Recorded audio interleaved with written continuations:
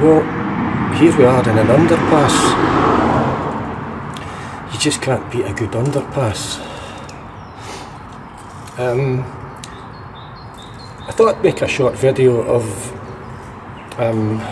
my local park, Victoria Park in Glasgow, and this is where I'll be doing most of my short walks these days.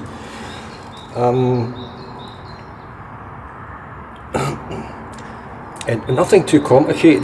This is just going to be a sort of point and shoot job, no music or anything. It's just a fairly straightforward video, perhaps like some of the videos I used to do, and every now and then I'll babble incoherently into the camera. One of the good things about a point and shoot video is that you don't get to look at my face too often, because I've developed a couple of spots on my nose, and I think that's probably the cheesecake I had yesterday. I sometimes think cheesecake should come with a bit of a warning, you know, like this product may cause spots on your nose, or something like that. Anyway, fairly straightforward video. Victoria Park, as a wee boy who grew up in Partick, this was where I would go to play. So let's just have a wee wander. So as I say, this is where I used to kind of head now and then as a wee boy. Victoria Park. You know, it's like a lot of parks, it's got a pond and various things.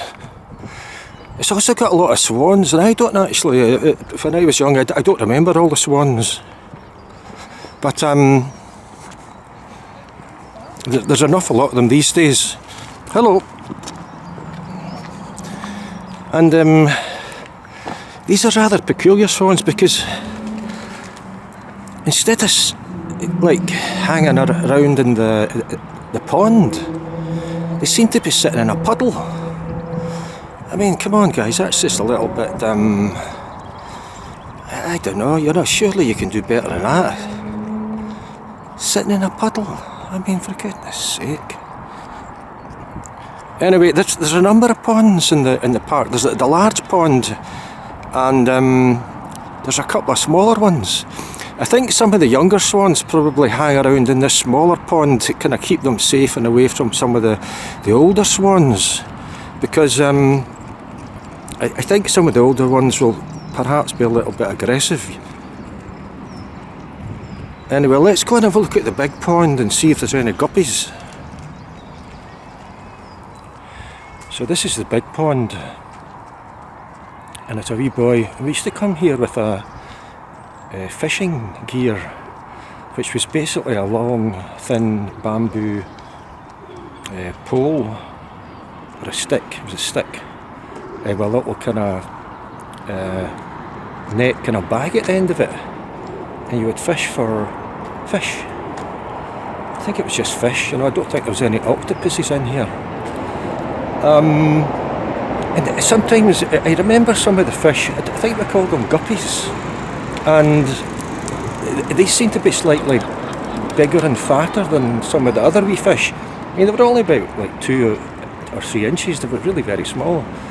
I don't know whether the guppies were male or female, but they were, because they were bigger, they were, if you got a guppy, that was good.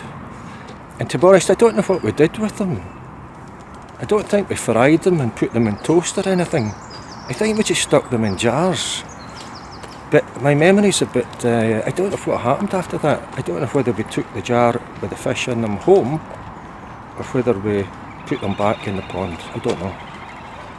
I'm sure there was a lot of guppies met a terrible end inadvertently. There's bits of the pond that are seem to be a bit of a state these days. There's a lot of debris, for want of a better word. I don't remember the debris as a wee boy, but I think when you're young you perhaps don't notice all the things that you notice when you're older, like debris. I'm becoming a dab hand at noticing debris in my older years.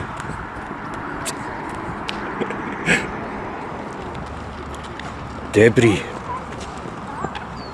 Lots of. Now there's a clock.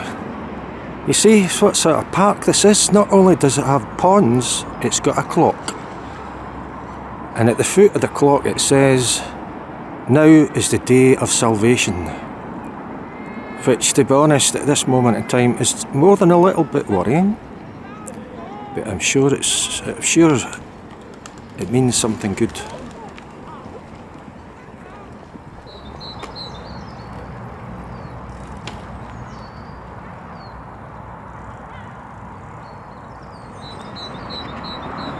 So we're heading for the other wee pond here, although it does seem to be joined to the big pond, so maybe it's not a pond in its own right. But this is where, and in fact I think you used to get it on the big pond as well. You used to have little boats, paddle boats that you could hire, and as a child we used to do that quite frequently, in fact, and go on great adventures, especially in this wee pond on my right. I mean, I seem to remember, I think you used to be able to go under some of these bridges, but I could be wrong. Sometimes memory is not as accurate as you might like, but certainly there was, as I say, many great adventures in here, and a lot of paddling.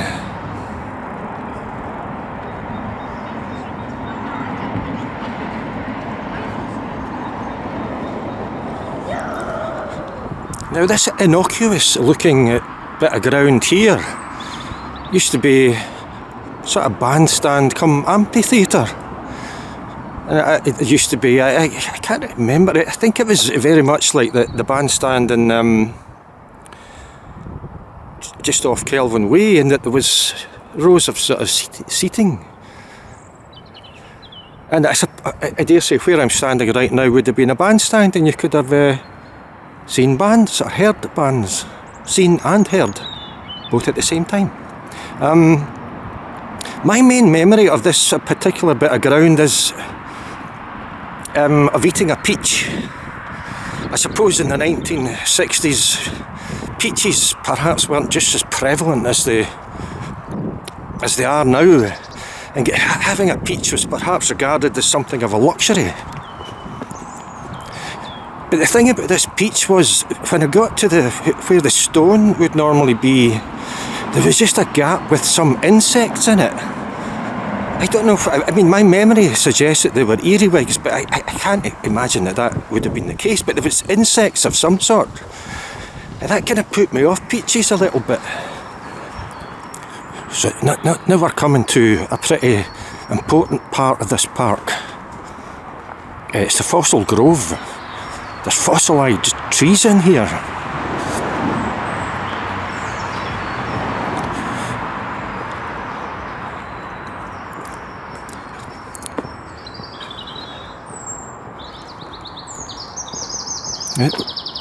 Another thing that I've noticed about the current situation with the coronavirus is that there's obviously a lot of people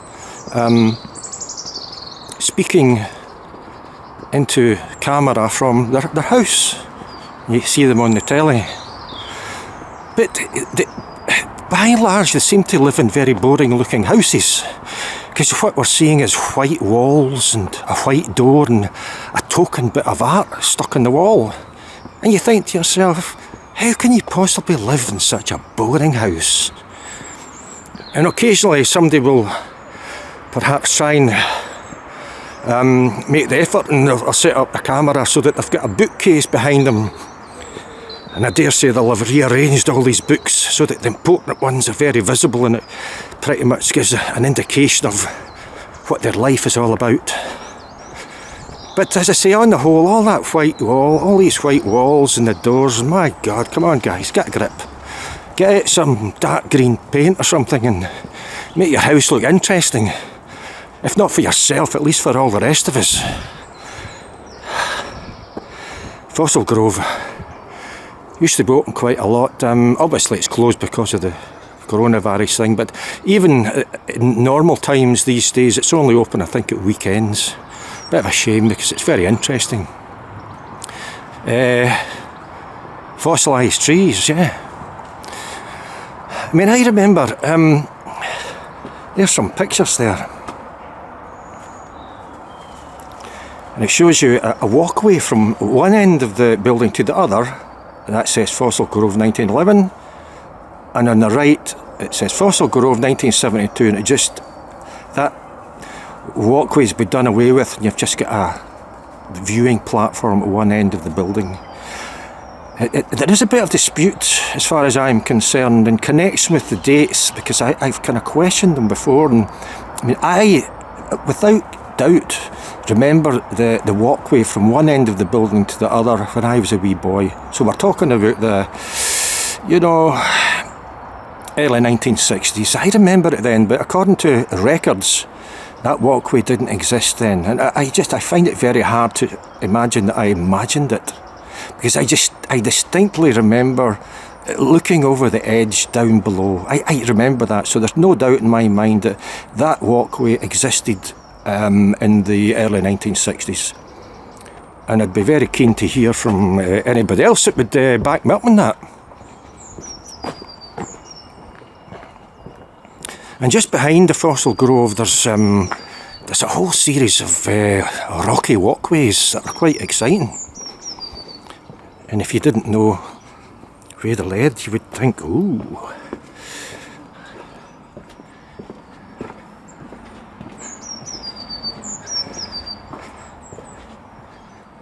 It's the sort of place that you might expect to hear a dinosaur roar.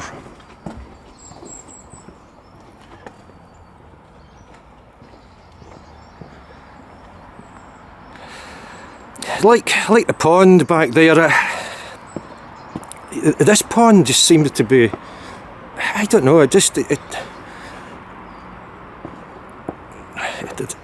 like everything, there just seems to be an air of dereliction to set in.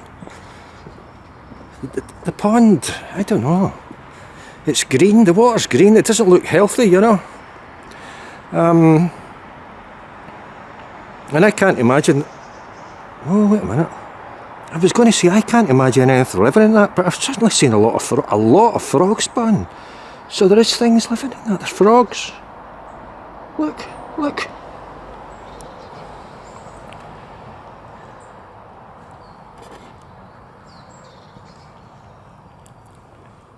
That's frog spawn, and there's a lot of it. Wow. So, although the place does have a slight air of abandonment about it, there are still things living here. My God, there's a lot of frog spawn. There's either one very busy frog lives in here, or there's lots of frogs.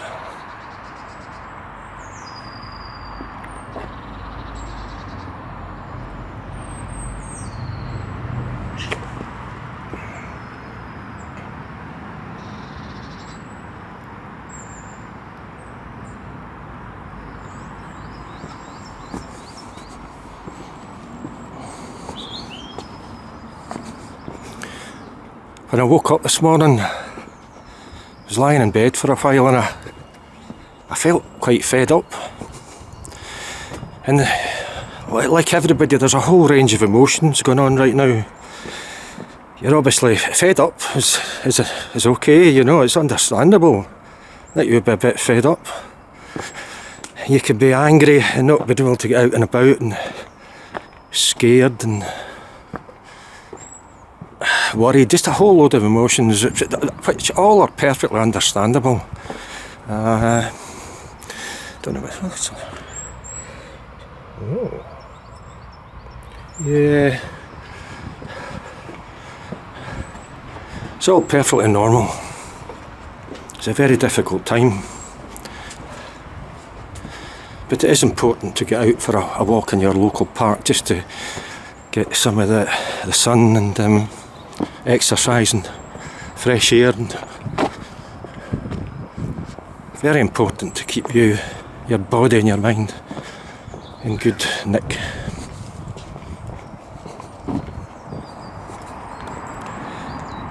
There's another of those carved stone poem things.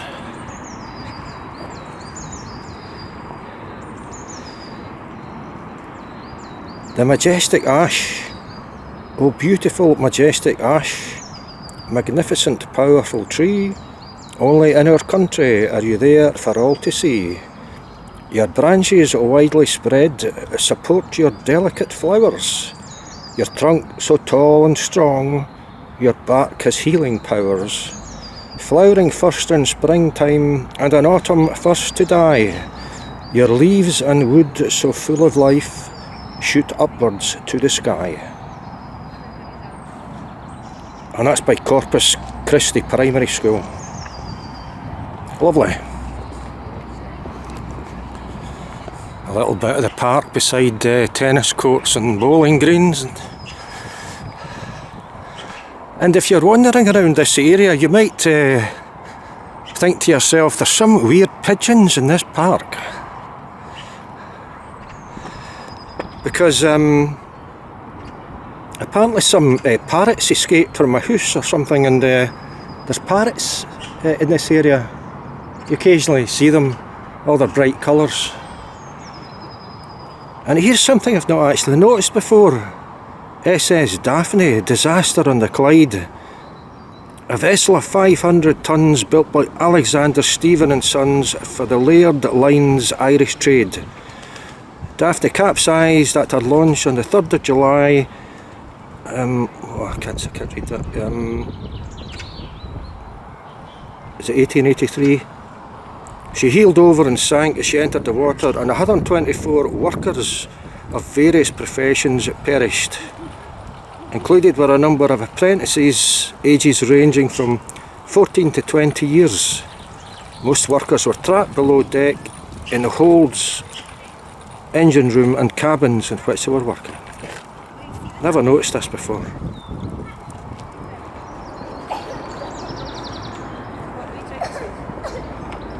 So that's pretty much Victoria Park, guys.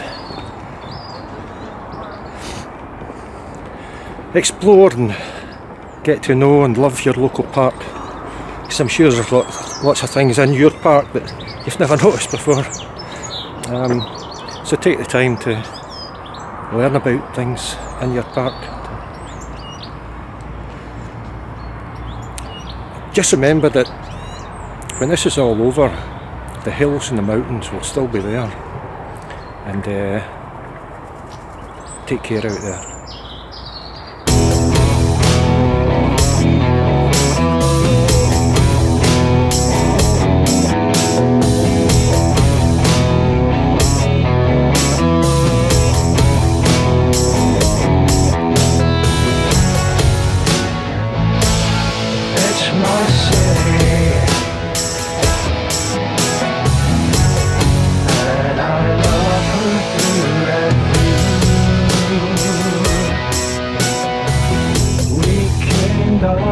To the market